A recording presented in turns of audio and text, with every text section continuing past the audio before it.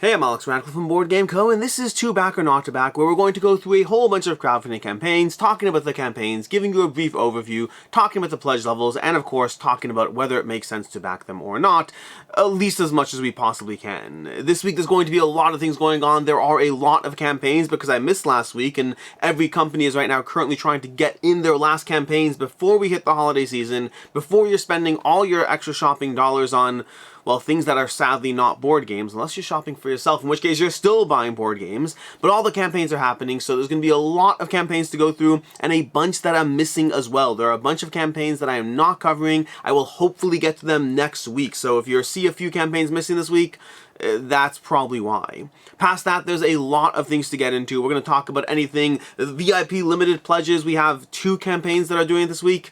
We'll go through the usual process. Before we dive into all of that, let's go ahead and start off with not really a sponsor, but me just wanting to talk about the fact that WSBG, if you want an opportunity to go ahead and go to WSBG, they are currently running $100 off on their, they have an early bird pricing currently in effect, I believe till January 1st, of $100 off any stay and play ticket pass. Now, it's worth noting this is not a sponsored video. In fact, WSBG, if they do sponsor more videos later this year, I'm sure I'll be giving you a coupon code for like $40 off, whatever it is, but that's not enough. Right now, until January 1st, you can get $100 off, and so this is not sponsored. They don't know I'm doing it, but I think WSBG is a fun event, and I think it is a very fun event to go to in general. It's just like it's got a good mix of competition, it has a good mix of playing games, they have the Dice Tower West Library, and the atmosphere, the ambiance is absolutely excellent. And so, sponsored or not, because this is currently the best price you're gonna get, I think it's the best price you're gonna get, I decided to go ahead and let you know now, regardless of the sponsorship, even though down the road, by the way, down the road, when I go ahead and talk about, the sponsored videos with the Board Game Co coupon,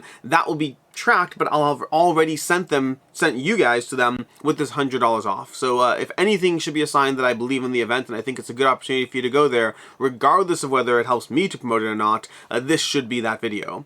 But WSBG, they're going to have 16 games, they're mixing it up every year, they're adding in Heat, they're adding in Lost Ruins of Arnak, and they're adding in Earth, I believe, are going to be the 3 new additions this year. It's going to be September 22nd to September 25th, 26th, September 22nd to September 26th, 2024. They're going to be in Vegas. You can go ahead and check out the packages over here. You have the stay and play package, the 4-room pass hotel for $1,050, and you get $100 off the early bird if you book it by January 1st. So if you're in any ways on the fence, in any way, shape, or form, yes, you can buy tickets throughout the entire year, but this will be your cheapest and best opportunity to do so. Again, not sponsored, I just think it's the best price you're going to get, and I'd rather pass you that information now as opposed to when it's too late to actually benefit from it.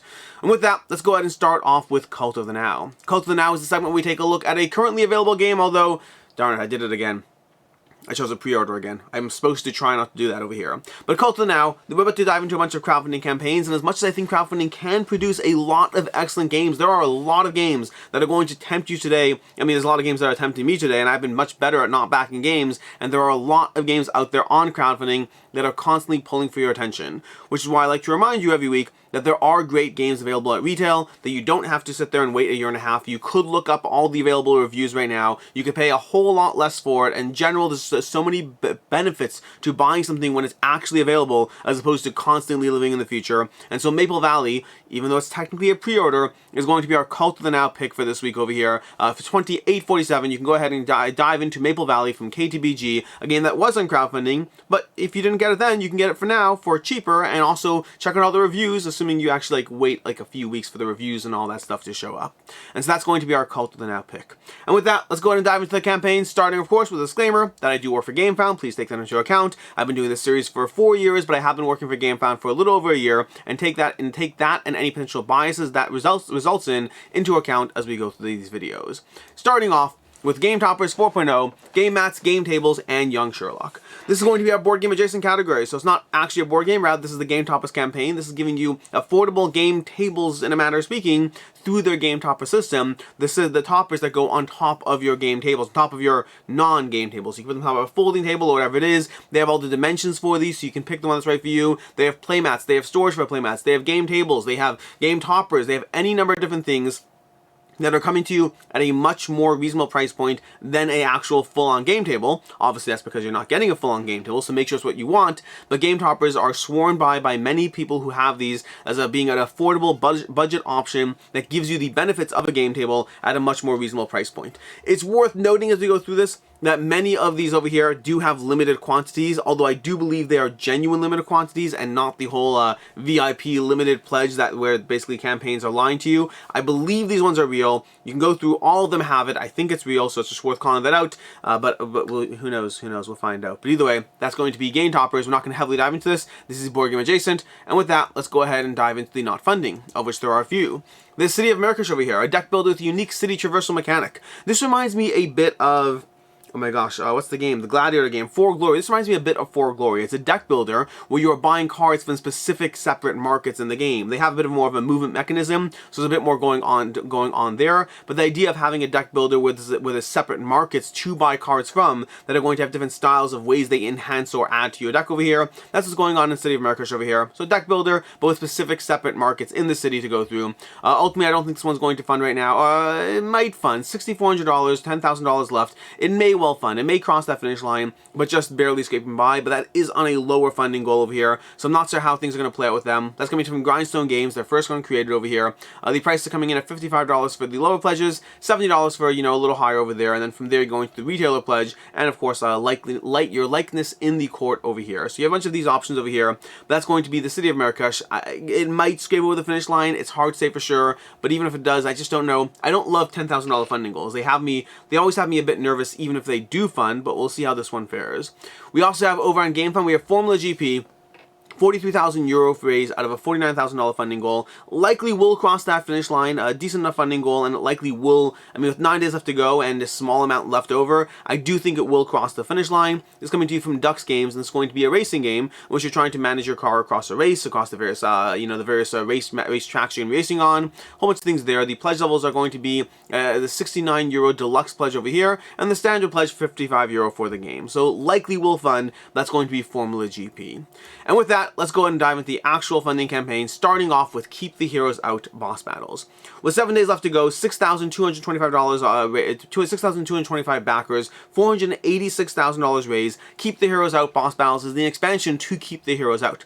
Keep the Heroes Out coming to you from Louis Brea. That game is going to be a game that flips the script on who exactly is invading who in the dungeon. In the game, you are taking control of various dungeon-esque factions. So, you know, you're the skeletons, the dragon, the wizards, all these various things that is basically trying to protect the dungeon, and you're trying to, as the name implies, keep the heroes out of the dungeon. And so you're going to be going through a degree of deck building. Every faction having their own starting deck, you're going to be building out your deck as various enemies spawn in the dungeon, and as you try to take them out. It is a charming deck builder with a bunch of, like, you know, cute little art and miniatures, all with different ways that they operate. So you might have the dragon who only has 1 miniatures, but you might have a horde of, you know, various skeletons that are going to operate differently because there are more of them in the game. So you're balancing all these things in this very heavily cooperative dungeon defense asymmetric experience called Keep the Heroes Out. This is going to give you a bunch of expansion content to that game. So we have over here, for $45, we have the Returning Backer Pledge, which is going to give you the Boss Battles expansion over here. For $60, you get the base game, and then for the Boss Battles combo, you get $105, you get the Keep the Heroes Out base game plus the Boss Battles expansion over here. And then for the All-In, you get $180 for the All-In if you want absolutely all the expansions, all the modules, the Cthulhu expansion, the Unicorn expansion, all the various extra expansions from both the original campaign and from the new campaign. So this is basically just more content for the game. We have over here Keep the Heroes Out. We have the Skeletons, the Red Dragon, the Imps, the Ratkin, the Slimes, Lizardfolk, Poltergeist, Witches, and Gnolls. And we have the boss battles bringing you the Vampires, Medusa, the Stone Troll, the Shroom Troops, the Werewolves, the Woodland Furries, and the King Slime. Then we have the Sparkling Guardian expansion. That's something new for this campaign. We have the Great Dreamer expansion from the last campaign. And that's basically what's going on in this tower defense cooperative asymmetric game over here. As far as should you back it, should you not, will it hold its value? This one's definitely a bit of a medium one in terms of if you look at the secondhand market for the original campaign, you'll find people who sold it for more than what they paid it for, and you'll find people who sold it for less than what they paid it for. It's definitely in that middle range, so it could be a risk either way. But that does mean that if you are interested in trying this one out, if you are interested in the game and you don't mind taking a small hit on the value of the game to find out, you know, hey, maybe this was for you, maybe it wasn't, but there's at least some degree of confidence that this is not one you'll be taking a total bath on, because you could spend a decent amount of money on the game. So you do want to be mindful as far as you know, if you're spending a lot on this game, you want to be mindful of how much you're getting back if it's a game that's not for you. And so overall, I'd say that you might risk losing something, but based on sales on the first one, it's one that you probably could get most of your money back on. That's going to be Keep the Heroes Out, which brings us to the next one, which is going to be Takenoko Oyako Collector's Edition. With 345 backers over here, 8 days to go, coming to Matago Games, $52,000 raised, actually coming from Surf and Meeple's Collector's Edition, but run under Matago, I believe. Takenoko Oyako is going to be the Collector's Edition, the full Collector's Edition for the game over here. We have we have over here the Takenoko Oyako Collector's Edition for $250, bringing you a 250% larger version of Takenoko. This is something you may have seen at conventions, you may have seen at a friend's house, or you may have just seen online or on eBay, but this is a giant-sized Takenoko game. In case you want to get your hands on that giant-sized Takenoko, you can see the scale for the original game. So it's basically Takenoko plus and larger. And that's kind of it. There's not really a lot more to go into on this one. It's larger Takenoko. Everything is bigger in the game. As far as the should you back it, should you not, will hold... Oh, and fits in a Calyx, apparently. It is compatible with a Calyx. That's good to know. But as far as the should you back it, should you not, will hold this value. The short version is they've done giant Takenokas before, and overall, those ones have held their value. They tend to be very limited print runs, and Takenoko is a game that's been around for a long time, from Antoine Bauza. It's a popular enough game that is an evergreen at this point. It's consistently being reprinted, it's consistently available, and it's one that has had giant versions that people have wanted and people have tried hunting down. And to that end, you'll frequently find this going for anywhere from $250 to $350 or $400 over on eBay, which means this is one that likely will hold its value. Certainly not a guarantee, it never is for sure, but with these deluxe big box versions, historically, when they are attached to an evergreen, whether it's Small World, whether it's Azul, whether it's Takenoko, historically, these giant box editions are frequently in between print runs or straight up out of print, and they do tend to do well because they are usually attached to an already popular game. So it likely will hold its value overall. Moving on over here, we have Spiritfire. Spiritfire coming to you from Orange Nebula, 4,859 backers, $637,000 raised, and it's worth noting before we dive into this that while I did not do any paid content around this game, Orange Nebula did fly me out to go ahead and see the game, to cover the game, to talk about the game, so please take that into account as we go through this.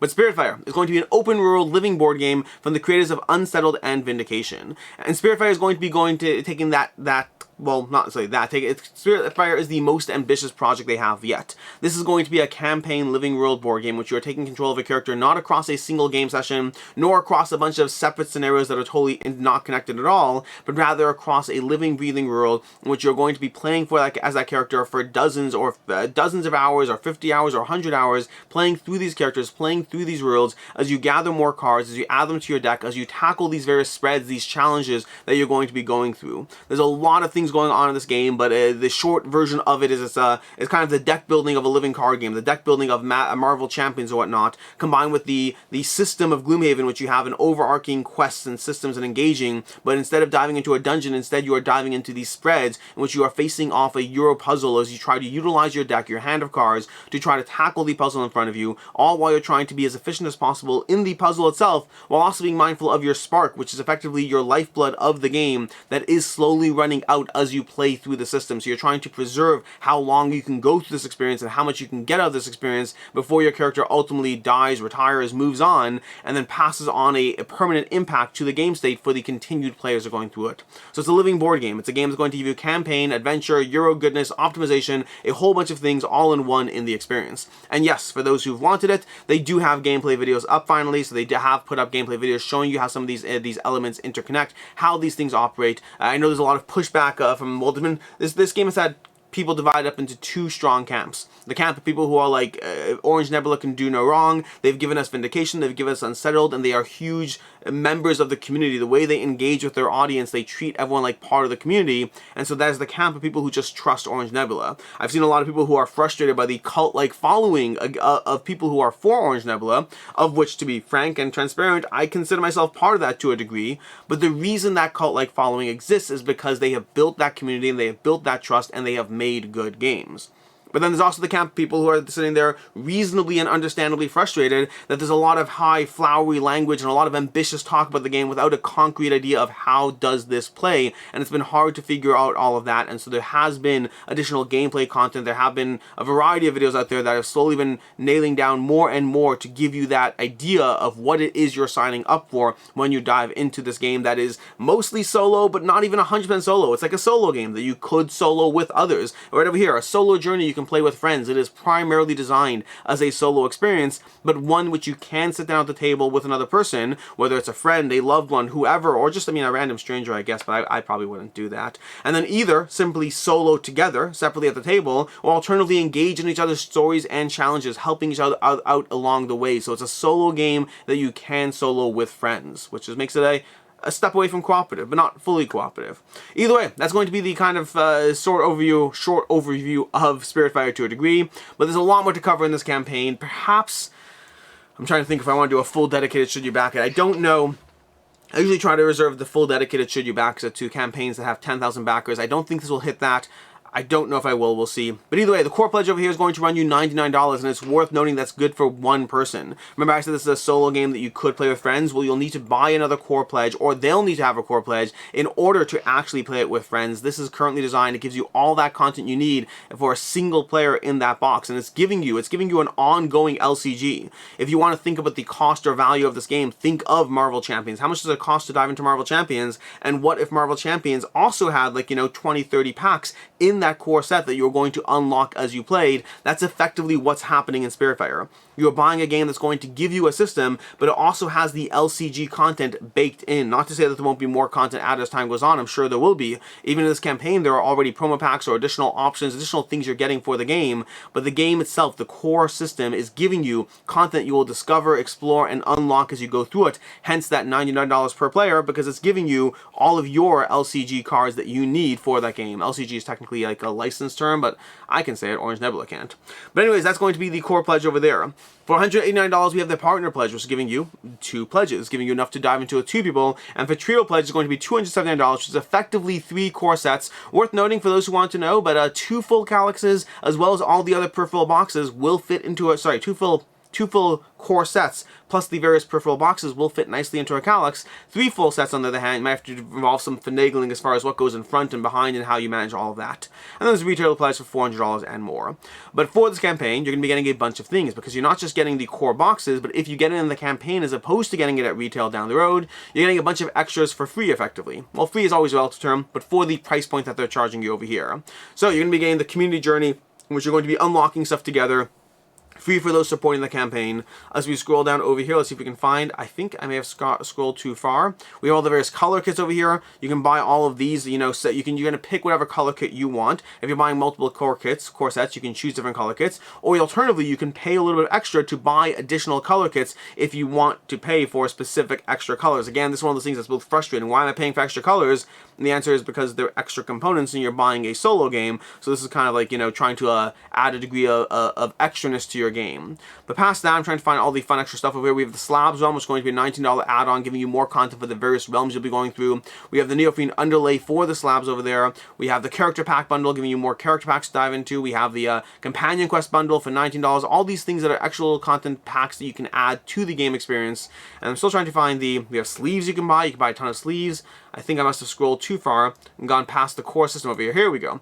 Over here, we want, for $99 over here, you're getting $128 of current value. For $99, we can get the $5 community journey pack. We're going to get 3 additional character packs for free that won't cost $9. They'll be free. We have the special edition Realm Neophene Underlay for free, and we have the Wandering Sage personal quest pack for free. Again, free does not mean free, it just means the $99 price point plus shipping is getting you roughly $128 of value, which is relevant because Orange Nebula games do tend to be available at retail down the road, but they tend to cost extra for all those extra things, and the price point means that if you're buying this one now versus if you're buying it later, which means the should you back, should you not, the short version is the price point is roughly equitable or possibly better in the crowdfunding campaign. Obviously, you're paying a year and a half in advance, so take that into account as you go through it, but generally their games will be a bit cheaper down the road, but you are paying shipping now as well, and you are getting these extras for again, free is relative, so you bundle all that together, and effectively you're getting a decent enough deal to get it now. Not a smashing it out of the park deal, but a decent enough deal to go ahead and get it now. As far as should you back, should you not will holds its value, if this is a game that's not for you and if you want to turn around and sell to the next person, generally Orange Nebula games tend to do very well when they first land. They tend to hold the value just fine when they first land, with 4,862 backers, and that number is going to go up by 1,000 or more by the end of the campaign. They're popular enough games, they have a loyal audience, they have a loyal following, and people who didn't get the games doing the crowdfunding campaign will want to pick it up down the road as soon as people are showing all the pictures or the forums of them playing that game game on their table. They do tend to do very well initially. Over time, they do tend to phase. This is one that, if it does hold its value, is likely holding its value more initially for the first 6 months, maybe for the first year, but over time, their games do tend to go down a bit, still doing decently, but not nearly the same as what you paid for it initially. Moving on, we have Wondrous Creatures. 1,877 backers, $149,000 raised.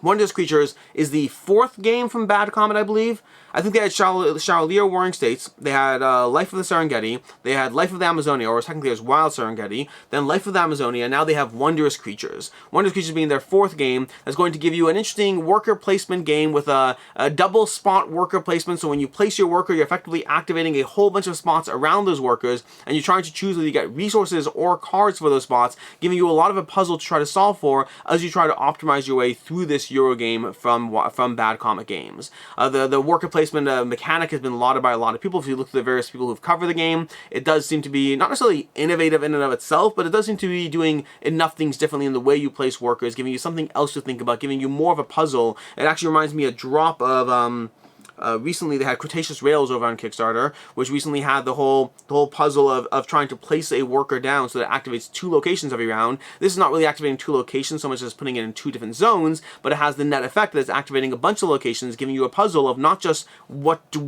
singular thing do I want to activate, but what spots are available that will give me the variety of things that I'm trying to activate in this game, and I appreciate that extra level of thought that goes into your experience. Over here we have the pledge levels, $55 for the crew tier over here. We have $86 for the captain tier, giving you the expansion Gargantuan Beats and the upgraded components as well, and I think that's everything they have over here. So there's those 2 pledges over here giving you the options for the game, and that upgraded pledges, the upgraded content is going to give you an expansion, but also the upgraded components for the game for $86. Let's see if we can scroll down over here, and lots of content around the game. There's a solo mode, there's some gameplay content, we have the free gifts for backers, the Kickstarter exclusive content over here. We also have over here all the what's in the box for the core game, but then more as you go scroll through this over here. We're going to have, let's see if we can scroll down. We have the upgraded components over here. Here we go. Here are the upgraded components, the wooden egg tokens, the wooden placements, the energy tokens, the metal trophies, all these upgraded enhanced things, which is something that they've been doing with Wild Serengeti, with Life of the Amazonia. They've been doing that with their games, and Life of the Amazonia in particular is the one I want to pay attention to when we talk about the should you back it, should you not on Wondrous Creatures. Because if you look at Life of the Amazonia, which in general has gotten rave reviews, gotten very positive reviews from people who've played it, and if you look at the deluxe version of their game that goes on eBay or the geek market or whatnot, they are going for well over what people paid for it. That's a game that people are paying $80 for, and it's selling for, like, you know, $125, $150, $200 for at times over on eBay, over on the secondhand market. You take a game and you give it a limited components that people can't get their hands on, and you combine that with a good rating, and they tend to do well. And Wondrous Creatures, I can't say whether it's a good game or not. I haven't played it, but I can tell you I've had people tell me who've played it that this is a good game, that they really enjoyed it, and that they highly recommend it. And obviously a handful of opinions does not a lasting review make, but it certainly is a good sign for the game. And so I think that Wondrous Creatures, if you're looking for the game specifically, I'd recommend getting the all-in, getting all those extras. You can either wait for retail and get it for a bit cheaper, because if you just want the retail, if you just want to experience the game, waiting for retail is almost always still the best option. But if you do want those extras, and if you're not sure if it'll hold its value or not, I think Wondrous Creatures is a safe enough bet, given how well this one seems to be received, and combined with how well Life of the Amazonia did, both in terms of the overall game reception and therefore the price points on the secondhand market. Moving on, we have Through the Desert, A Message to the Stars, and Switchbacks, 3 new games from All Play, previously board game tables. 9 days to go, 2,600 backers, $200,000 raised. We have 3 different games over here. As usual for the campaigns, they pick 3 games. Sometimes it's like, I think it's often 2 big and 1 small, but sometimes they mix it up. Either way, we have Through the Desert, A Message to the Stars, and Switchbacks over here. 3 different games with 3 different degrees of upgrades around those game systems.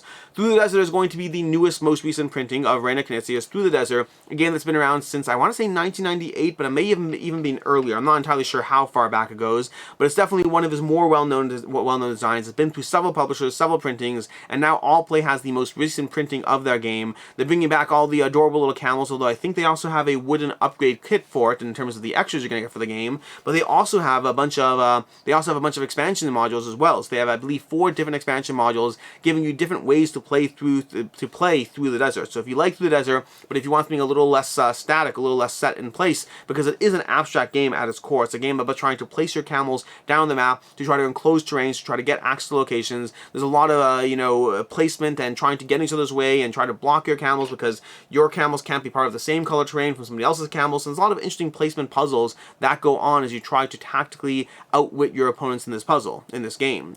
And there's going to be 4 different modules that give you different things to consider. The one that I'm most looking forward to is just a bunch of variable goals, different ways to play the exact same game, but with different goals as far as, maybe you want to go for certain things more. Maybe you want to have, the most equidistant line of camels, or in your whatever it's called, camels, terrain, I don't know what it's called. It's called a caravan, in your caravans.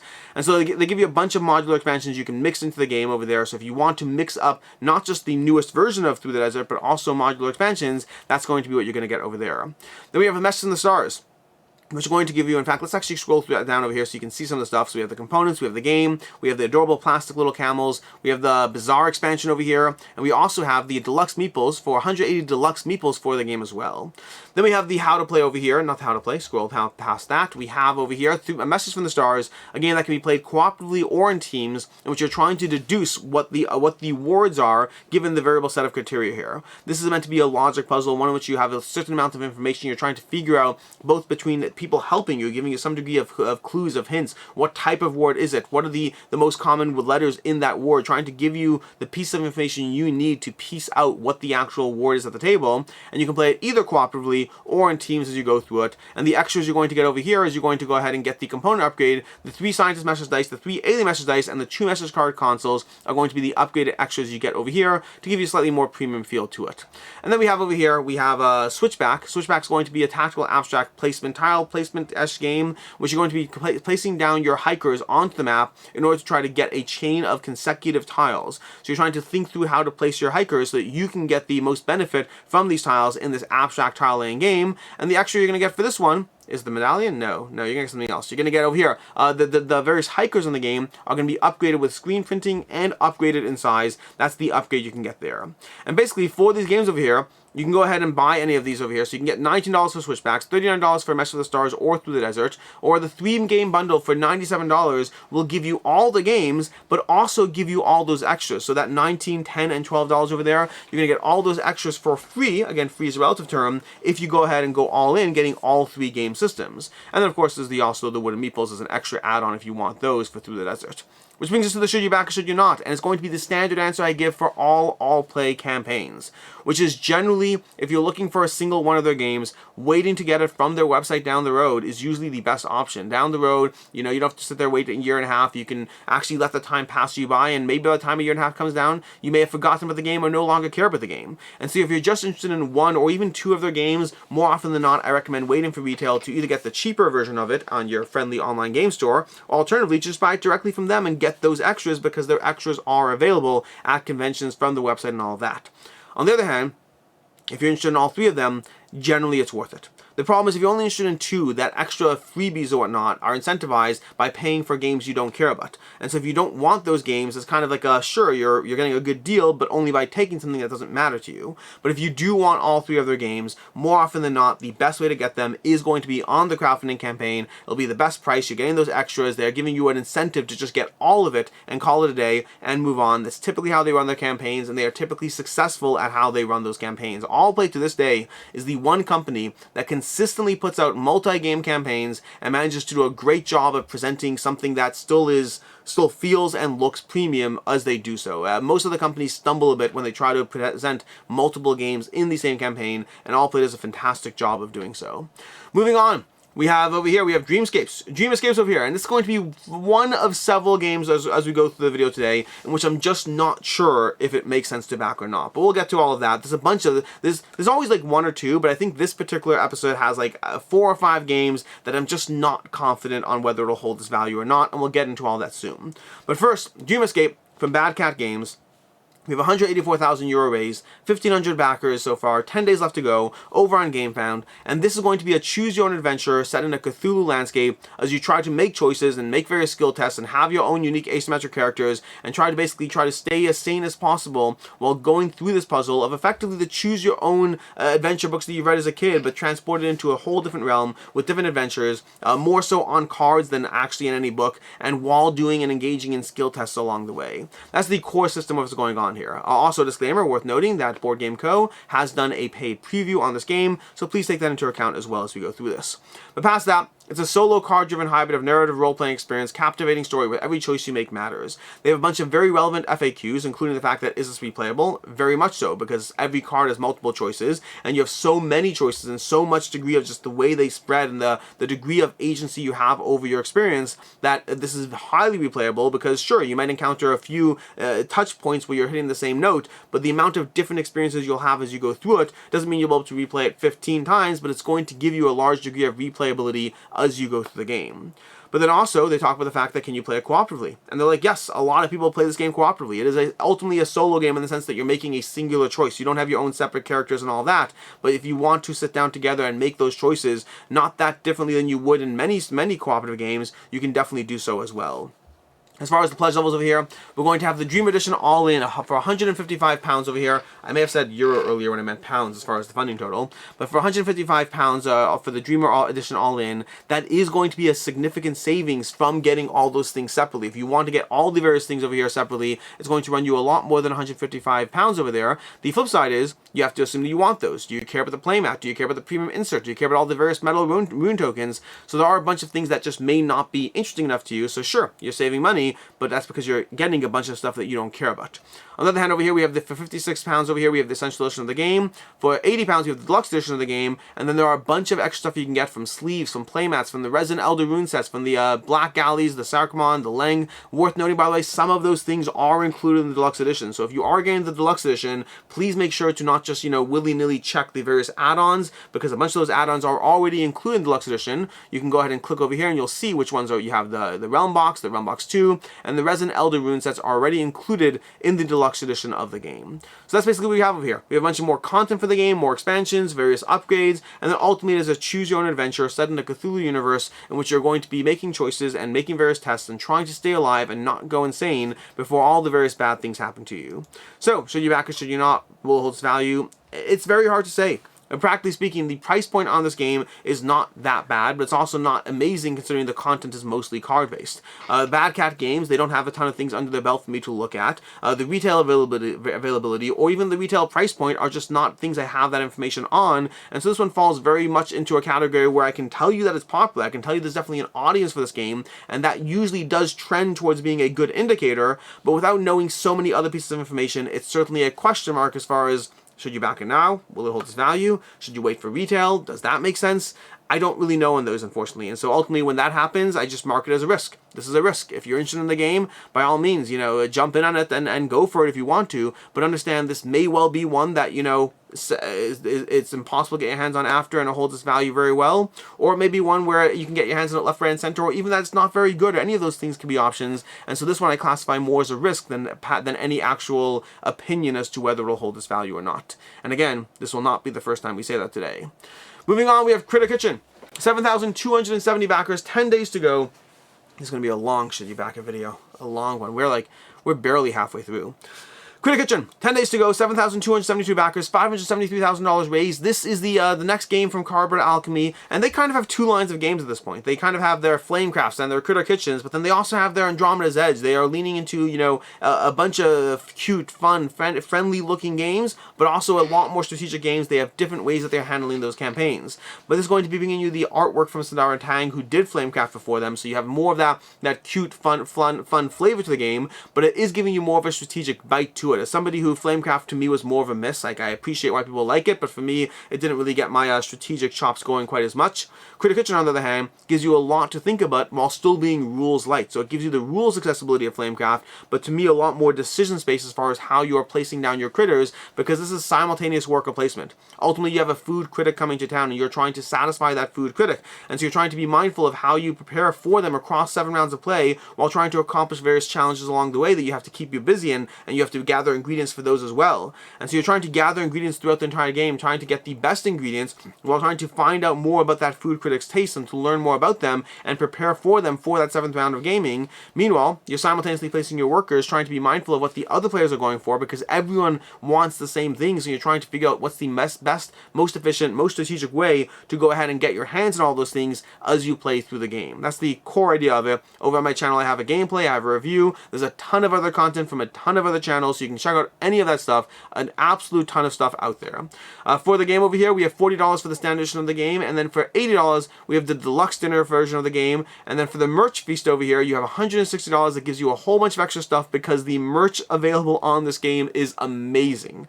By the way, one thing I didn't talk about but I should mention, there's a lot of videos, of course, because of there's a lot of campaigns we're talking about today, which means there's a lot of videos for those campaigns, and there's some really solid videos to look at. I have not been focusing on them as I go through this, but there are some really solid, well-done videos to pay attention to as you go through these campaigns. And by videos, I don't mean content creators, I mean like the thing at the top of the page, like this stuff over here when you go through it.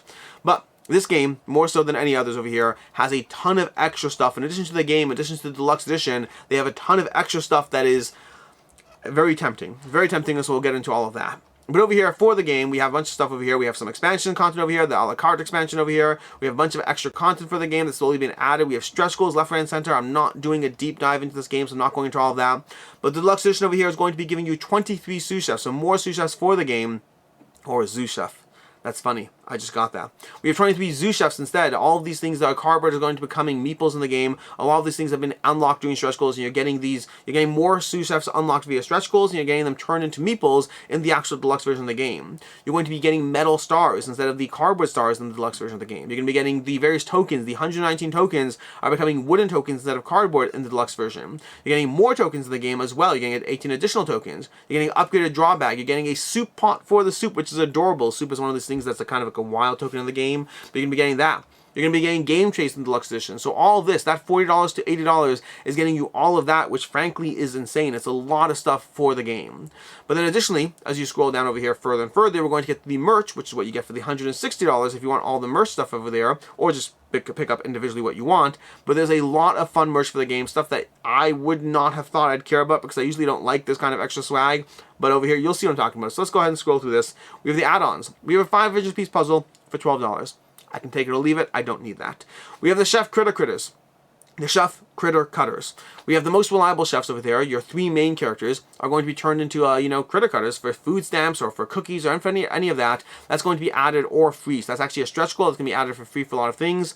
We have 20 sous chef critter cutters, or 8 sous chef critter cutters, I should say, for $20. So a bunch of these sous chefs for the game are going to be turned into cookie cutters that you can use for, again, for stamps, for cookies, for whatever. We have kitchen towels from the Critter Kitchen universe. We have recipe cards from the Critter Kitchen universe. We have over here, we have oven mitts from the Critter Kitchen universe. We have game totes from the Critter Kitchen universe. We have coasters from the Critter Kitchen universe. We have potion trivets. That's amazing. We have trivets from the Critter Kitchen universe. All of these things are being added over here, so there's a ton of content, a ton of extra stuff. I mean, the idea of having trivets for your table from a board game, that's like a new level of merch that I really do appreciate from this game. And so if you want all that, you can either individually pick out what you want, or you can go ahead and get the merch feast and all the stuff that's included in that. And that's basically everything going on in Critter Kitchen for the most part. There's a lot of stuff on this campaign page. I'm going through as fast as I can, trying to be as mindful of your time as possible, but there's an absolute ton of stuff. Which brings us to the should you back it. Dear Lord, I should have had water today. Should you back it, should you not? Will it hold its value? All of that. The most basic version on this is yes. It's not as popular as Flamecraft was. You can take a look at the campaign. Flamecraft was a multi-million-dollar campaign. This one, if they're lucky, they'll crack $1 million. But whether or not you crack $1 million, this is still a popular game. This is still doing well. This still does have an audience. And the amount of stuff you get in the deluxe version of the game is a lot. If you want this game, sure, you can wait for retail. You can get it for, if you just want the standard version, by all means, wait for retail. It'll be cheaper. It'll be affordable. I mean, it's $40 is not that expensive now either. But by all means, you can wait for retail if you just want to get that stuff. But the amount of extra stuff you get, the amount of upgrades you get for that $40, from metal tokens, from game chase, from extra content, from upgraded, from that soup pot, all the extra things you get. There's a lot of deluxification that is going into that price point. And so if this is a game that's worth it for you, if this is a game where you want that, then spending that $80, spending that extra $40 to go ahead and get your hands on all that extra is not the end of the world. It's not a bad deal for the amount of content you're getting. And as far as will it hold its value, likely yes. Almost certainly not to the same degree of Flamecraft. Again, popularity does breed holding its value when you're talking about exclusive content. And so I don't think it'll do as well as Flamecraft, a game that just went for crazy amounts. You had that $10 pink dragon in Flamecraft going for like hundreds of dollars on eBay. It was insane. And so I don't think it'll be that level. But I still think this is popular, and I still think they'll have an audience, and you're getting a lot of extra stuff, and it'll be hard to get your hands on all that stuff. So I do think Critter Kitchen is overall a safe back. Moving on, we have SolForge Fusion Digital plus The Last Winter, which is basically more SolForge content, but specifically, SolForge started with a SolForge is a collectible system that started in a digital system, started with SolForge Online, then it became SolForge Fusion, which is a specifically algorithmically generated deck system, similar to Keyforge, but both designed by Richard Garfield. This one designed with Richard Garfield in collaboration with Justin Gary. They brought you SolForge Fusion, a digital, not a unique algorithmically generated system which you'd have completely unique decks that you would then combine as you went through a very solid degree of gameplay. The gameplay on SolForge Fusion I think is fantastic. I've played this game and I think it's a really solid collectible game. In terms of the way you're going to be upgrading your cards in this game, you're going to start with a bunch of cards and you're going to be upgrading them as you play them. So every time you play a card, you unlock the upgraded version of the card and replace it in the deck, which means as you go through the game, you and your opponent are constantly powering up, which I love. I love the scope creep in this game. I love the scale as far as how you're getting more and more powerful as you play through the system. It's a very satisfying experience. I did have a problem with the graphic design and the presentation. I thought the game felt very cheap, unfortunately, but the game did play incredibly well. And part of that's relevant because SolForge Fusion Digital is basically giving you more content. So you have The Last Winter, the newest version of this game is coming out, but they are also taking it digital in the sense that you can scan the QR codes on the decks that you have and port it over to playing digitally. So you can play it both physically and digitally. You can buy a bunch of decks, play them in person, but you can also scan those decks, own them online, and play this game digitally in their early access system over here. So you're getting a bunch of things going on in this Kickstarter. It's focusing on taking SolForge digital, but it's also giving you new content in the sense of The Last Winter is going to be giving you more content for that game. And so as far as the various pledge levels over here, we have $10 for early access to digital, but then you can also get various boosters over here. So you can get the digital starter kit and the Last Winter booster kit for $49, and you can get even more of it for digital plus the Last Winter booster box for $99 if you want a full booster box of the Last Winter. And then if you want the new player bundle, giving you all four over there, plus the digital early access for $99. As far as should you back it, should you not, will it hold its value? Mostly no on this stuff right now. As much as the system is a good system, these kinds of systems tend to have a lot of the extra stuff flooded on eBay. And if you look on eBay, if you look on the secondary market, you can find a lot of cheap versions of this game, cheap extras of people selling a bunch of expansions that they have, a bunch of decks that they have for very affordable rates over there. So I don't think this is one that will hold its value, but if you are interested in that early access digital content, it may not be the craziest thing to go ahead and get the, a base pack or whatnot. So it kind of depends on how you're approaching this. And also keep in mind, if you're buying it used, you are often getting people's discarded decks in the sense that they are algorithmically generated unique decks. So maybe you specifically want to hunt down your own completely unique deck. I mean, they've sold, supposedly they've sold over 1 million decks, which is a lot of decks. So there's a lot of content out there. I think this is one of those things that may well be worth backing, but certainly not because it's going to hold its value, because it won't hold its value. If this is something that doesn't work for you, it's likely one that you're taking a bit of a hit on. Moving on, we have Acheron's Fall from Rampart Design in association with Corvus Belli. We have with 1,100 backers, 193,000 euros raised. We have 10 days left to go on the campaign, and Acheron's Fall is going to be bringing you epic space combat in the Corvus Belli Infinity universe. But that's kind of it. That's what I have. I'm going to go into a larger pitch, but that's really what I have of here. It's space combat, tactical battles in the Infinity universe. I don't have a ton more on the actual nuances of this space combat system versus any other space combat system, but there are some aspects as far as the space movement. So there's going to be some elements of accurate movement through space, accurate being a relative term, but the more, what's the word for it? When you are the drift aspect of going through space. You're going to have elements of theoretically more likely movement other than simply like roll a die and move that much or move your movement stat. So there's more going on. They're pulling a bit from other game systems into this over here. But then past that, that's going to be Acheron's Fall in the Infinity Universe. And as far as the pledge levels over here, we have for the rewards, we have the Commander Pledge, which is €185 for, well, all the stuff. And I don't think that's a savings from what I saw. That's not a savings. That's just an all-in pledge. Well, I guess it's all the stuff combined for ease of use. I don't believe there's a savings there. We have €85 for the Captain Pledge. We have Early Bird for €85 over here. And then we have over here for €50 each, the Last Wave and Blockade Runners. And again, I think if I click on this, I just want to make sure I'm right with this, but like I believe, do you get anything? No, you get all the stretch goals, but you get all that anyway. So I think you get, it includes all the stretch goals marked as included in the Commander Pledge. So there may be some things that are being extra specifically for the Commander Pledge that I may have missed. I apologize for that. I saw that earlier and I wasn't sure, but I may have missed stretch goals specifically to that. Past that, that's going to be what we have over there. Then we have the stretch goals, which are just more things, more ships, more content, more cards, all of these things. Again, some of which might be specifically, you know, let's go through it. Let's go through it and see what we have over here. Because I do want to see, included in all pledges, included in all, included in all, Commander Pledge. Here we go. So the bag is going to be specifically for the Commander Pledge. That's one thing you're getting. Then we have, I want to see what else you're getting. We have the coins over here are going to be included in the Commander Pledge.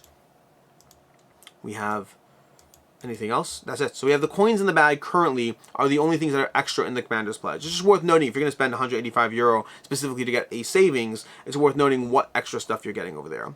As far as should you back or should you not, will it hold its value? Very hard to say. This is going to be the second, again, of a few over here today that we're going to say it's just not really easy for me to say.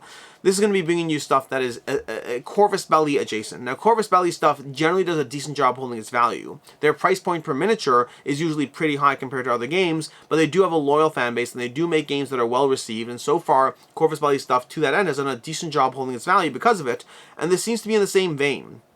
The price point relative to the amount of miniatures you're getting is expensive. But it's not designed by Corvus Belli, but it is in the Corvus Belli universe. If this game was from Corvus Belli, I'd be with a bit more confident that it's one that will hold its value like their games have. And I do think it's benefiting from that. I do think the €200,000 on this game from a first-time creator, 1,100 backers, I think those things are definitely benefiting from the Corvus Belli universe and association even now. So I think it's a decent chance it'll hold its value, but certainly not a guarantee. It's hard to say for sure because it's kind of adjacent and it is expensive like Corvus Belli games are, so I would still put it into that risk category. If you're not sure, if you're uncertain, wait for the next campaign, try to pick it up in the secondhand market yourself, or just skip it entirely if you're uncertain and you want that certainty. But if you're willing to take a risk and you don't mind either way, I definitely would put this into the risk category.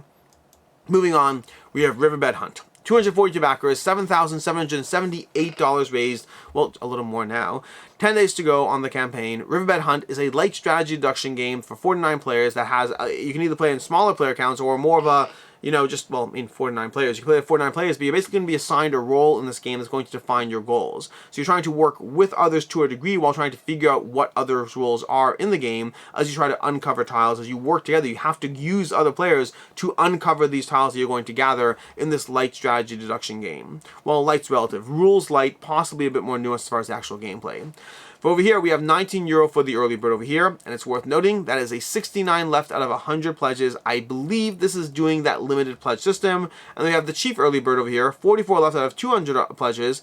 So this over here, because they have 156 backers, they are unfortunately doing the VIP limited pledges. So excuse me for a second while I do the rant, because if you watch all my Should You Back It's, then if you watch all my To Back or Not To Backs, you already know what I'm going to say. But if you're new here, it's worth you being fully informed.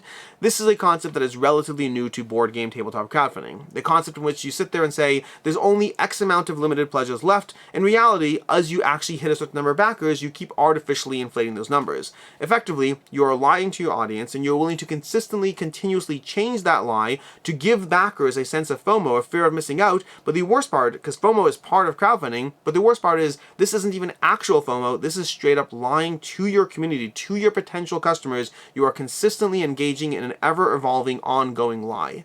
Now, very often, this is not because you thought it was a good idea, but rather because you're working with a marketing agency who convinced you that it's the thing you need to do to be successful. And so I am sympathetic when creators do this. I am sympathetic, but I also think it's gross and kind of not a great way to, if the premise of crowdfunding is that to some extent you're working with your community, you are building a community, you are taking their feedback and you're bringing a project to life in the spirit of goodwill, then I think it's a little gross to sit there and just continuously and consistently lie to your backers. You are giving them FOMO and lying at the same time, both of them at the same time. You are creating a false sense of missing out that is not even present. There's a lot of things in crowdfunding that are pushing the envelope as far as how marketing it is to go this, but to me this crosses a line, and so for me personally it's a hill that I'm constantly going to sit there and target's the wrong term, it's a little more offensive. I'm going to make a big deal every single time I see a campaign using this, because I do not want this to become a regular thing. In today's video, there are 2 campaigns that are engaging with this, and I don't have any ill will or malice to the creators. In fact, in the other one we cover later,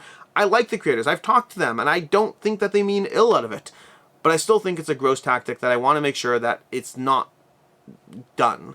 And to that end, I'm going to continuously call it out as effectively when you listen to your marketing agency and you engage in a lie to your community, a lie that is ever evolving as you consistently change it, because hey, if I tell you there's only 20 copies left, maybe you'll buy it, but now there's 25 copies left, and now there's 50 copies left, and it's constantly changing. Understand that you are intentionally willing to lie to your community for the sake of getting that extra pledge, which is just not a great way to even, honestly, it feels like you shouldn't be calling it your community. You shouldn't. You should be calling it your customers that you're willing to lie to take advantage of. Again, I don't think they mean ill, but I don't think that any creator who does this thinks of it that way, in that sense of malice, but ultimately that's what they're doing when they listen to their marketing agency that convinces them that this is the right move to make. So yeah, this is Riverbed.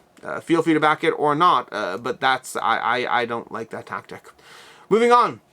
We have Nova Aetas Renaissance, the last chance over here, coming to you from Ludus Magnus Studios over on Gamefound. This is a last chance on Nova Aetas. Not actually a last chance, because it's actually going to be available on the web store, and I'm sure they'll have follow-up campaigns, but the last chance for right now.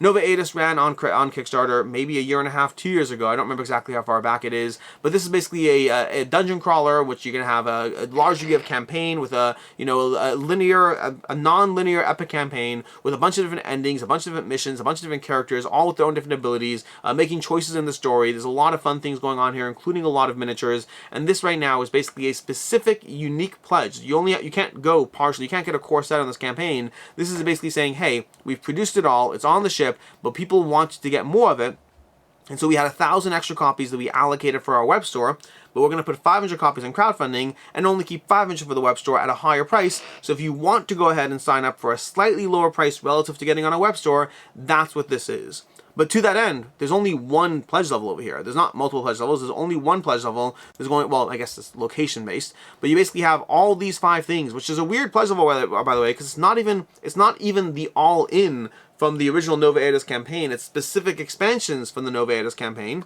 But either way, you have the base game, and then you have 4 other expansions from Nova Aetas for €299, which supposedly will be a discount from €389 on their web store. So if you wait to get this from the web store down the road, it'll be €389, which means today, in theory, is a discount compared to that, at least. I can't speak to compared to retail, I can't speak compared to the second market, but it is a discount in that sense. And to that end, we currently have, and the 3 pledges you saw there are region-based, so each region has a few extra pledges, and so there's a limited amount in each of those regions. But we currently have 247 backers from the 500 copies that are currently totally available, and a €73,000 raise, 10 days left to go, which also means I guess there's a maximum cap of 150,000 on this project, just because that's all they're allocating for this project, and everything else is going directly to the web store. And that's Nova Aetas Renaissance, the last chance. There's a lot, by the way, this video, the video for the game, not the teaser, but this one over here, this is a great video, one of the better videos I've seen in crowdfunding. I mentioned earlier in this video that there are some great crowdfunding videos. That was definitely one of them. The game itself looks great. I haven't played it. I have played Black Rose Wars from them. I've played DEI. I love DEI from Ludus Magnus Studios. Black Rose Wars was very good, but for me also, like I do have Black Rose Wars Rebirth coming. Black Rose Wars was one that was a little harder to learn, but had a lot of fun gameplay. Overall, Ludus Magnus Studios, from the games they've played, have mostly given me games that I've enjoyed. I say mostly because Dungeonology, I did not like Dungeonology one bit, unfortunately. That's going to be Nova Aetas Renaissance, the last chance. as far as should you back it, should you not? Oh, there's lots of things I can scroll through. There's miniatures, and there's epic miniatures, and there's unboxings. There's a ton of content to this game. This game looks premium. It looks cool. If you like campaign games, this gives you a lot of stuff that looks like a very fun, very cool experience to go through. Like I'm tempted by this experience. I didn't back the original campaign, and I watched the video again, and I was kind of like, I feel a little bad because I want it. It looks very cool. So lots of fun things going on. The enemies are going to have this timing system. You're going to have this timing system managing the events and when you activate in the game. Lots of interesting things going on in the game, and you can check out the unboxings or the content on this. And then also, it's worth mentioning as well, some of the content for Nova Aetas is cross-compatible with Black Rose Wars or Black Rose Wars Rebirth. So some of the content you're going to get is going to be cross-compatible in terms of extra beasts or monsters and all of that if you want to plug and play between the systems. And that's basically what we got for this campaign. As far as the should you back, should you not will hold its value, it's hard to say. The price point of this game is higher than it was in the original campaign. So if you're backed it a year and a half, 2 years ago, you got a better price point. So if you're a backer and you're like, why are they selling this now? Well, you got a better price point for the game. The game is more expensive now. But also it's going to be even more expensive in the web store. So a lot of it comes down to what the actual demand for this game is, and it's hard to 100% say because Ludus Magnus Studios has had a mix for sure. Like Black Rose Wars, there were times when if you had the Black Rose Wars, the Seder box, there were times when that was going for well over what people paid for it because people wanted that box full of amazing miniatures. But then the flip side is, if you want to check up, like, copies of Black Rose Wars, the Kickstarter edition right now, a lot of them are going for well below what people paid for them over enough time that has definitely shifted. And so it's really hard to say what the demand for this game is going to be in general, both combined with Ludus Magnus Studios itself and combined with the higher mid-range price point on this. So again, I'm putting this in the risk category. I do not think that if you're looking for a definite good deal, I don't think you should back this. Hold on, wait down the road, wait, a year and a half and all that stuff, because if you're willing to wait a year and a half, I'm sure you'll find a copy of this for cheaper. But if you want it in the short term, if you want it in the next 6 months to 12 months, whatever it is, I think it's a question mark as far as what's the cheapest way to do it. And generally, for a question mark, just wait, save your money, do what you need to do to convince yourself that this isn't the time to spend, well, 300 euro on this game. Moving on, we have Mons and Mages, a board game about attracting and training monsters. 11 days to go, 824 backers, $43,000 raised. Mons and Mages, we're doing, I'm sorry, I'm going to take a blowing my nose break because we still got 1, 2, 3, 4, 5, 6, 7, 8, 7 campaigns. We have 7 campaigns to go and we're 54 minutes in this video. I'm sorry. I should have realized. This is what happens when you skip a week and everyone's trying to get their campaigns in. This is what happens because I should only be skipping weeks when I can afford to skip weeks, but I'm sorry I couldn't do it last week. I just couldn't. But either way, let's go ahead and do this.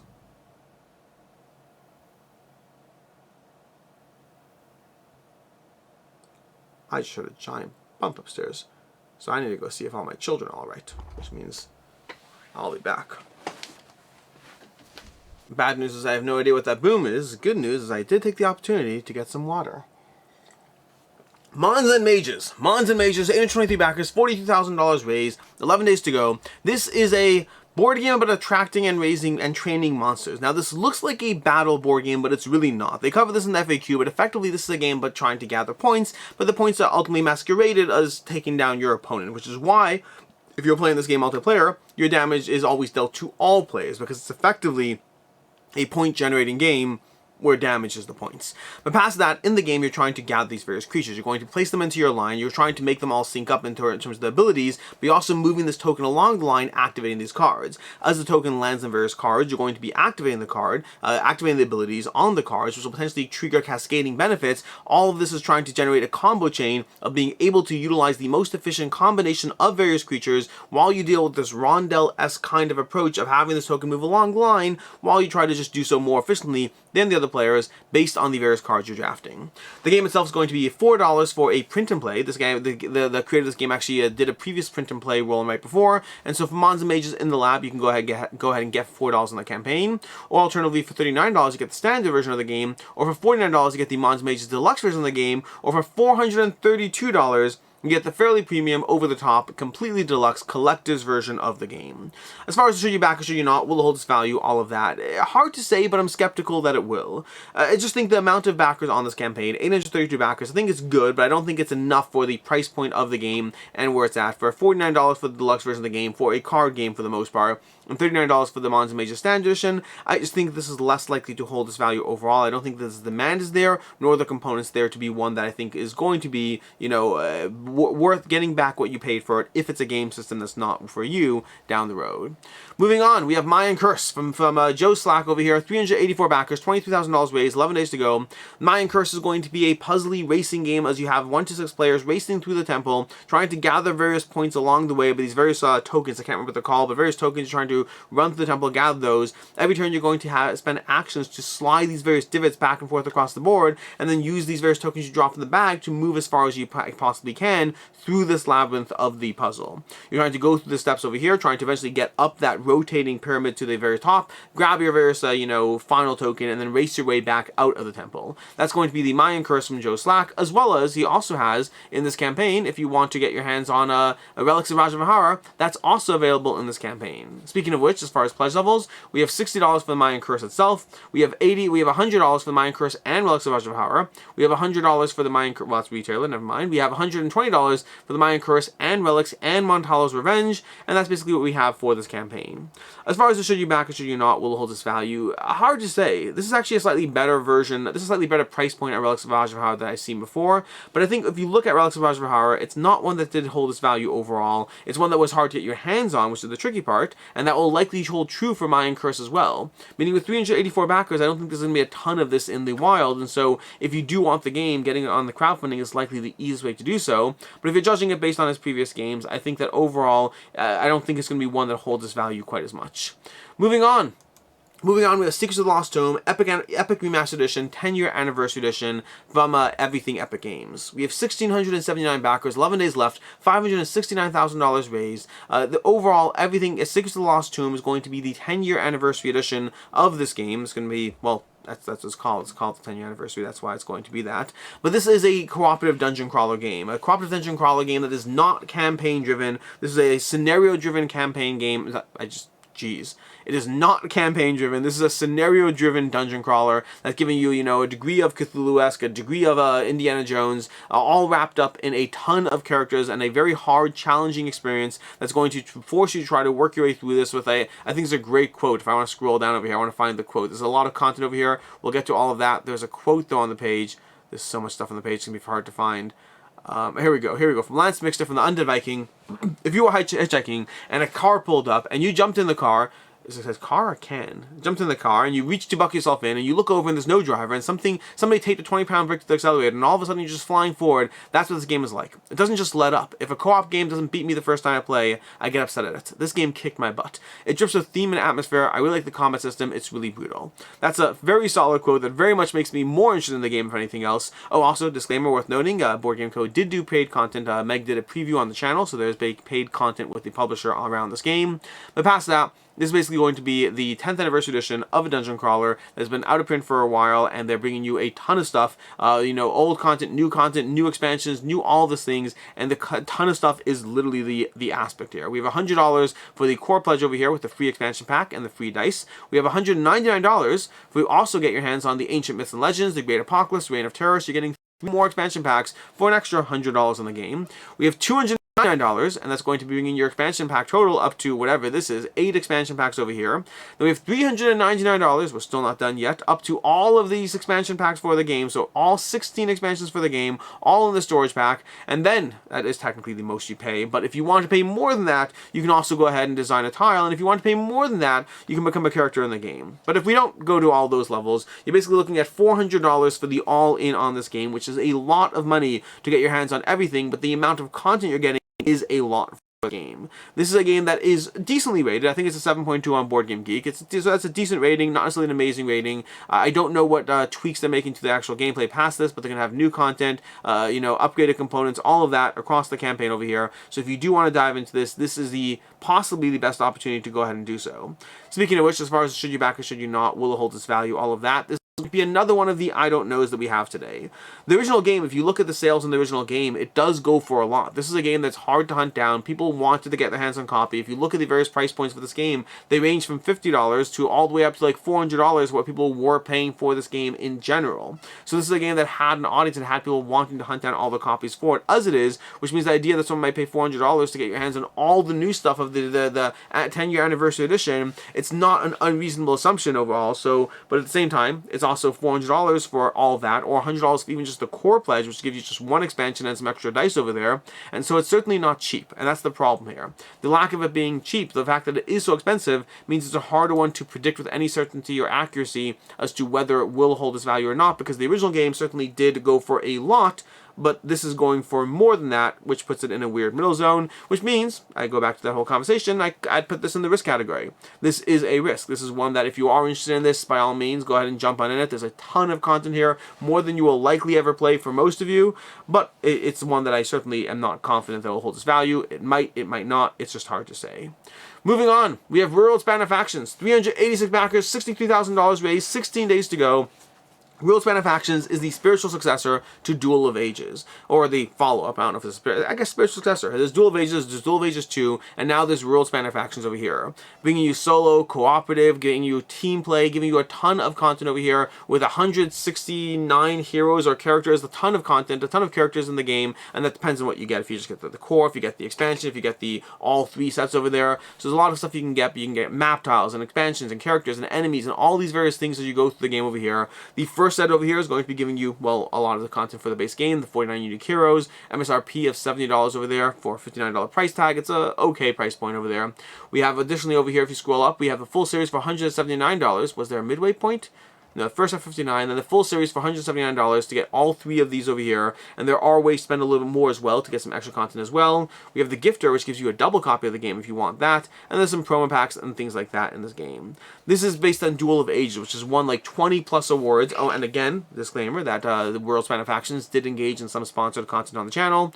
But past that, this is one that has won, 20 plus awards over the years for Duel of Ages, not for Worldspanner. But it is supposedly based on the same system and taking it to the next level from there. And so it's a game that's going to give you a kind of HeroScape kind of approach of just giving you heroes from all across the universe, from aliens to historical figures to somebody you made up in your basement last Sunday, any number of different people all mixing and matching in this combat experience that's either going to be team play or solo or cooperative. If you get that third box, you have it unlock the solo or cooperative campaign that you can go ahead and engage in. And so it's going to be a ton of content on a well-rated system, or more specifically the next iteration of that well-rated system. As far as should you back or should you not, will it hold its value? Again, the question mark. I'm sorry for so many of this game, but I'm sorry for so many of this episode, but there's so many that fall into a weird middle zone, because just like Secrets of the Lost Tome before, this is the next step of a popular game. It's the next step of a popular game that people who are hunting down the Duel of Ages Master Set, there are people who paid over $100 to go ahead and get their hands on the Master Set last time round, but this is giving you even more content on the newest iteration of the system, but at a higher price tag. So again, like Secrets of the Lost Tome, like a few other games we've talked about today, we have something that is popular, that has an audience, that has a degree of track record behind it that I can point and say, look, it at least had this much popularity, but then it's also more expensive than it ever was before, which puts it into a weird middle zone where I just can't say for certain, which once again puts it into that risk territory. It may well be one that holds its value, but with $179 is going to give you an absolute ton of content for the game, but it's not going to be like a giant miniatures experience. You could go ahead and get STLs or miniatures or whatever it is you want yourself, but ultimately they're giving you standees, try to keep the price point down, try to keep the Calyx cubby space down and all of that, but $179 for a whole lot of gameplay, but also the demand as well. Like Secrets of the Lost Tome at least has, thousands of backers, whereas over here we have, what was it over here? We have 386 backers, so the level of demand is kind of uncertain as to whether that's there. So I'd say this is less likely to hold its value, but I could be wrong on this one. Moving on, we have over here, we have The Old King's Crown, A Tale of Royalty, Rebels, and Mooses. 4,500 backers, $382,000 raised, 17 days to go. The Old King's Crown is from a new publisher, first-time creator, but it's one that has a lot of backing behind it in terms of people in the industry who are lending their hand, lending their advice, and also the publisher, the designer, and the artist are the same person in this one. But this is basically an empty throne, a crumbling kingdom, and the heirs that would claim it. Across multiple seasons, what you're doing is you're trying to vie for the control of the realms. You're going to be placing your emissaries, I guess, or whatever they're called. You're going to be placing your emissaries down these various tiles to try to lay claim to them. Then you're going to be placing down cards to try to claim those cards. You're going to be resolving the cards and all the abilities they're in as you try to tactically maneuver and negotiate with the other players at the table, all while trying to utilize your asymmetric factions in this game with beautiful art, beautiful production, and a whole lot of industry people behind the game. We have over here, we have a quote from Cole Worley, from the designer of Root, Oath, Pax Premier. The entire Root team, I believe, has been helping them or been involved. We have IV Games has been involved. There's a bunch of companies or people in the industry who have been involved in helping them out in different ways. Ricky Royale designed this the solo mode for this game, so a lot of industry people are involved in one sense or another in helping this game come to life, whether it's logistics, whether it's design, whether it's solo modes, whatever it is in this game system. So this is a first-time creator, but not your usual first-time creator. There's a lot of backing going on here. We have £52 for the base game of the game, which is going to ultimately be the base game, but also coming with a Kickstarter exclusive metal coin for the game. Let's see if we can scroll down and show you that. We have a metal coin over here that's going to be at the £52 pledge. But if you go to the £85, that's what you want to pay more attention to, because that £52 pledge is likely less worthwhile. You do get the exclusive metal coin, but if you just want to wait for retail, this one will have a retail release. I mean, with 4,500 backers, it would be silly not to. And that metal coin I just don't think is worth it overall for that alone. But when you get up to the £85 pledge level, you're getting extra content in the game as well, a lot more. You're getting the Kickstarter exclusive content over here. You're getting the 6 Night Kingdom map tiles, giving you randomized map setups. You're getting the Metal Influence tokens, the Drawsting bag, the 15 Wild Kingdom cards, the Traveling Town module, the Aeronauts module, the Whispering Tower module, the Legendary Creatures module. You're getting a whole lot more content once you bump up to that £84 pledge level over there instead. And then the all-in pledge for £100, that one's a bit more tricky. You're getting some art prints, so may or may not be as worth it to you. But overall, if you are interested in this game, if you are looking for the should you back on this, I would recommend that £85 pledge level. This game is clearly popular. This game clearly has found an audience, and all you need is a little bit of exclusive content behind that for this to be one that will hold its value. I think that £85 pledge level is a safe bet overall, just based on how popular this game is and based on how many people are behind this game or associated with this game or have played this game. There's a lot of content in this game around and for this game, and so I think that £85 pledge level is where it's at if you're looking for the thing that will hold its value. Alternatively, just wait for retail and go ahead and get it there. Moving on, I think we're down to 2 left, maybe. Source and TimeStrike. 637 backers, 21 days to go, $130,000 raised. Source and TimeStrike is both a, well, speaking of HeroScape, which you mentioned earlier, it's like a HeroScape adjacent system, giving you a ton of tiles. You can go ahead and build out your own worlds, but it also has TimeStrike, which is the first game in that system. Because this is meant to be not just a singular game with a bunch of tiles, but rather a system where you can build and design multiple games across the future for this game system, whatever the game might be, whether it's a tableau builder, whether it's a city builder, whether you're mining resources. It's going to be the next Minecraft. I don't know what it is. There's a ton of things you could design around this game system, but you also have the tiles that you need, the infrastructure, to go ahead and create these bases, to create your own modular custom maps, and just build your own little playgrounds with the tiles, the trees, the walls, all these various things as you engage in it. So it's both an infrastructure and a game on top of it. As far as the game that's currently here is TimeStrike, which is going to be a semi-cooperative game where you're trying to wander around the world with a team of heroes, deal with the various monsters you're going to engage with, try to manipulate fear, this overarching beast in the realm, trying to control them to your advantage.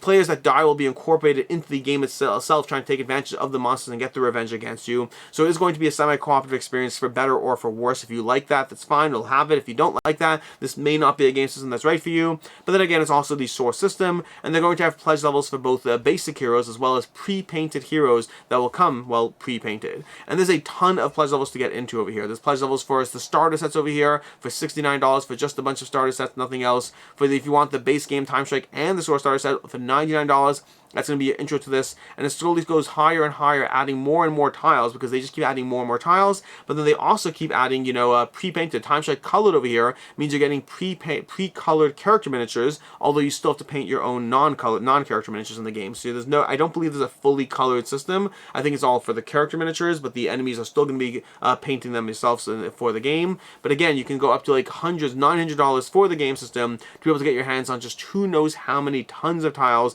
that will absolutely coat your table in whatever.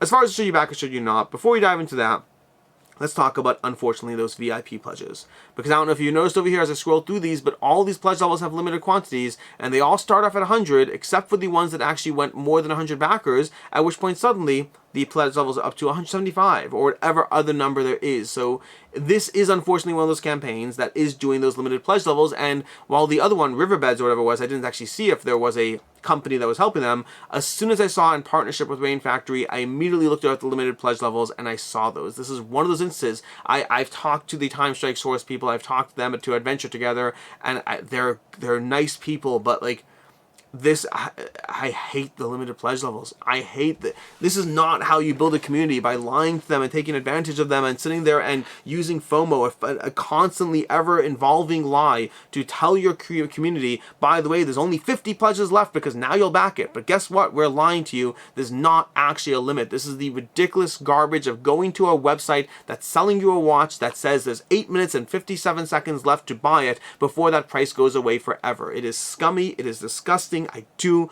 not like it.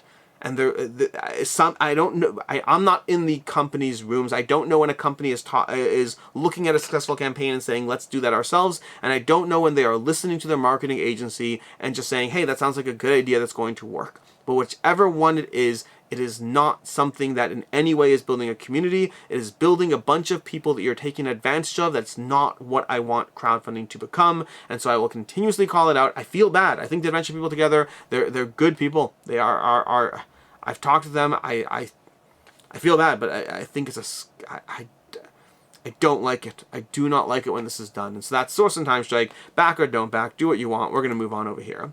Nocturne is going to be our last campaign of the day. And speaking of which, on a happier note, Nocturne from Flat Out Games, 32 days to go, 3,100 backers, $91,000 raised. And to their credit, Flat Out Games have been putting out these consistent, similar games for years now. And the price point has stayed the same. The same $29 price point has stayed the same throughout the pandemic, throughout the COVID, throughout freight costs, throughout everything. They had every opportunity under the sun to sit there and find a way to bump up the pricing and say, you know what, we just have to go out and bump that. It's $39 now. That's the new normal. They could have done that and it would have been, well, the new normal, because that's sometimes the new normal that we're living in.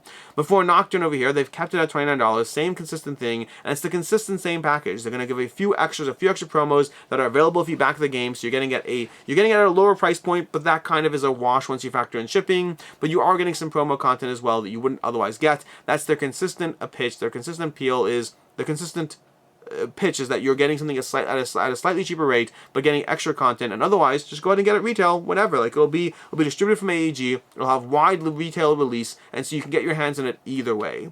As far as the game system, it's a point-scoring optimization game, which you're trying to gather various tiles and trying to gather the right sets of tiles that will all complement each other in the game as you try to figure out how to bid within the system. Because what you're looking at, and the bids are effectively called spells, but they're just bids over here. They're bid tiles. You're going to be placing your tiles down on this grid over here, and you're placing your spells on top of these tiles to create an evolving set of outbidding your opponent. The problem is, if I don't want you to get that thing, or if I want something else, I'm not outbidding you on the thing that you just bid on. I'm outbidding you on something else. The way the system works is you might bid, 7 on this thing, and for me to outbid, I actually have to bid on something adjacent to what you're bidding on. I can never actually outbid you on the thing that you're bidding on. That may not make sense, but you can watch my full review on it. It'll go into more detail. You can watch any number of playthrough or other review content out there. It's a very clever system. I've only seen it done once before, but it does work well, and they've put it to good use within the world of Nocturne. It's a puzzly little game of trying to optimize and trying to get the tiles you need, and overall a very enjoyable system. That's going to be Nocturne. As far as should you back or should you not will hold its value, you're usually not going to get your money back on these. The wide retail release, and it just makes it hard to get your money back on it, but if you are looking for the game, this may well be the best opportunity to get your hands on it because of the promos and the reasonable price point on the game. So I would not back this if you want to get your money back, but if you're looking for the best way to get your hands on it, this well may be that. And that is basically everything we have for the campaigns, which brings us to the picks of the week. It's been a long video, I apologize, which brings us to the picks of the week. Picks of the week, I usually do 2. My personal interest pick of the week, and then the thing that I think is most likely to hold its value. And for the value pick of the week, I'm actually going to pick 2 over here. And again, value pick of the week is never the cheapest thing. It's the thing that I think if you are interested in it, then crowdfunding is the best opportunity to get your hands in it. And I'm going to give a tie in this one because I couldn't decide which one I think is better, but it's going to be between Wondrous Creatures over here and between that and Critter Kitchen. Both of those, specifically the deluxe pledges, are going to be ones that almost certainly hold their value after the fact. I don't know which one would do better. I could argue it either way, and I couldn't pick if I was picking one, it would be a random guess, and so I'm going to go ahead and give both of those my value pick of the week. Critter Kitchen and Wondrous Creatures, the deluxe pledges of those, I think there will be plenty of demand for these games. I think they have built up audiences with their past games and shown that their deluxe versions of their games are sought after. When you take a good game, you take exclusive content behind it, I think it's going to be ones that hold their value. And if you want my personal interest pick of the week, my personal interest of the pick of the week is going to be Spiritfire, which should be an easy guess if you followed my content until now. But Spiritfire, I love Orange Nebula's games. I love Vindication. I love Unsettled. I think they are absolutely fantastic. And Spiritfire gives me that same feeling, but in a much larger, more encompassing, much more ambitious system. I am not ready to give a full review of this game. I've given a first impressions, but that has to be a first impressions because this is a game that's meant to be played over 50 plus hours, or 100 hours, or 200 hours, or 300 hours of gameplay, and it's one which I played for, 6 hours. So it's first impressions only, but it's definitely the one I'm the most excited about or most interested. That's going to be Spiritfire. As far as campaigns coming up next week, I actually have 3 this week because there's just so many, and even with 3 I was cutting out a whole bunch of upcoming campaigns that are just very, there's a lot. Again, like I said, last chance to go ahead and get your hands on some stuff before the new campaigns stop as people move into holiday season. We have Stars Over Kairos launching over on Gamefound with 16,000 people following the campaign. That'll be launching tomorrow. We have Kelp coming from Kickstarter, 4,600 backers over here. Kelp is going to be an asymmetric Shark vs. Octopus experience. And then again over on Gamefound, we have Perseverance Castaway Chronicles with 7,500 people following the campaign. This is going to be episodes 3 and 4 of Perseverance launching over on Gamefound. And with that has been a very long week in review. The very long 2 back and not to back. I apologize for all the words. It's 2 o'clock in the morning right now. But in either case, until next time, I'm Alex Radcliffe from Board Game Co. I hope you enjoyed this video, and as always, I hope you have a good one.